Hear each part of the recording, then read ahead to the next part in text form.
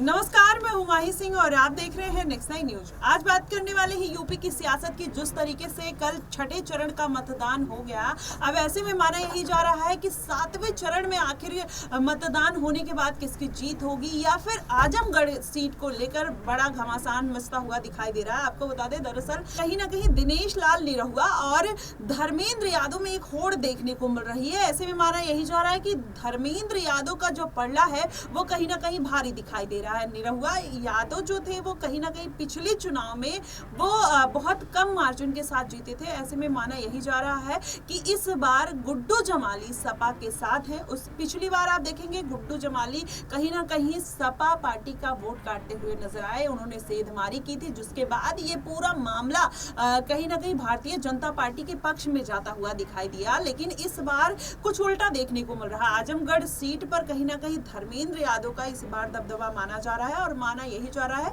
कि अगर क्षेत्र के विकास के उस पे देखा जाए तो जनता का जो रुख है कहीं ना कहीं यही निकल कर सामने आ रहा है कि इस बार भारतीय जनता पार्टी या फिर दिनेश लाल यादव की हार हो सकती है। और कहीं ना कहीं धर्मेंद्र यादव जिस तरीके से चुनावी मैदान में उतरे, वो वहां पर गए और जहां पर पोलिंग बूथ पर जाकर उन्होंने ईवीएम के सामने वहां पर उनकी रखवाली की, बोले कि ईवीएम में गड़बड़ी नहीं होनी चाहिए। जो तमाम तरीके की वो एक तरीके से बोलिए कि वहां पर जांच पड़ताल करते हुए नजर आए। माना यही जा रहा है कि वो जनता से लगातार जुड़ने का काम कर रहे हैं। ऐसे में माना यही जा रहा है कि दिनेश लाल यादव इस बार कहीं ना कहीं आजमगढ़ में मुखी खा सकते हैं। ऐसे अगर पूरा यूपी की सियासत को देखा जाए तो इस बार सपा पार्टी कहीं ना कहीं बेहतर स्थिति में दिखाई दे रही है 2019 के मुकाबले। जिस तरीके से 2019 में बसपा को मिला था 10 सीट, लेकिन वहीं सपा पार्टी यानी अखिलेश यादव 5 सीटों पर रह गए थे। लेकिन इस बार इंडिया गठबंधन के साथ आने के बाद माना यही जा रहा है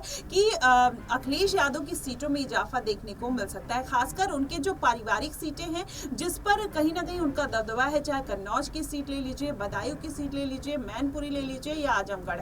ऐसे में इन सीटों पर माना यही जा रहा है कि इस बार समाजवादी पार्टी अपना दबदबा कायम कर सकती है। लेकिन इस बार क्या भारतीय जनता पार्टी इन सीटों पर अपना दबदबा कायम कर पाएगी या नहीं? अपर्णा यादव चुनावी मैदान में पहुंच गई। आजमगढ़ में उन्होंने अपने जेठ के खिलाफ जाकर चुनाव प्रचार किया। फिर जब मैनपुरी में चुनाव प्रचार था तो कहीं ना कहीं वो वहां पर मैनपुरी भी गई थी जयवीर सिंह ठाकुर को सपोर्ट करने के लिए। तो ये तमाम तरीके की जो बातें निकल कर आ रही हैं, क्या भारतीय जनता पार्टी अपर्णा को बस उनके परिवार के खिलाफ ही मैदान में उतार कर यूज करना चाहती है? ये तमाम तरीके की बातें निकल कर सामने आती है। लेकिन इस बार अगर सपा का देखा जाए आजमगढ़ सीट पर तो कहीं ना कहीं गुड्डू जमाली ने पिछली बार बड़ा खेल किया था। इस बार वो सपा के साथ हैं, समर्थन में है और गुड्डू जमाली का जो एक दबदबा है क्षेत्र में वो काफी ज्यादा माना जाता है। तो ऐसे में यही बातें निकलकर सामने आ रही है कि गुड्डू जमाली इस बार भारतीय जनता पार्टी का गेम बिगाड़ सकते हैं और समाजवादी पार्टी इस बार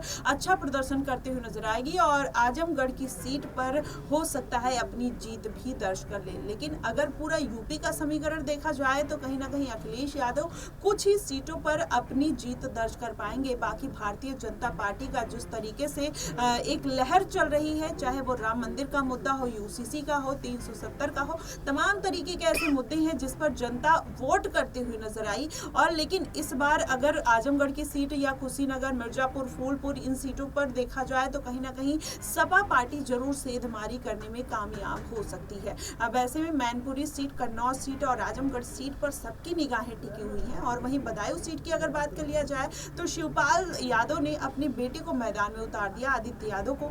लेकिन वहां पर जितना शिवपाल यादव का दबदबा माना जा रहा था उतना आदित्य यादव एक्टिव नहीं दिखाई दिए। तो इस बार क्या इनकी जो पारिवारिक गढ़ की सीटें हैं इस बार कितनी सीटों में इजाफा होगा, ये देखने वाली बात होगी। फिलहाल आपको क्या लगता है कि आजमगढ़ में किसकी जीत तय मानी जा सकती है या फिर जो तमाम सीटें हैं कन्नौज, बदायूं और मैनपुरी, इस सीटों पर किसकी जीत दर्ज होगी? आप हमें कमेंट बॉक्स में जरूर बताइएगा। फिलहाल के लिए बस इतना ही। देश और दुनिया की तमाम खबरों के लिए हमारे साथ बने रहिएगा।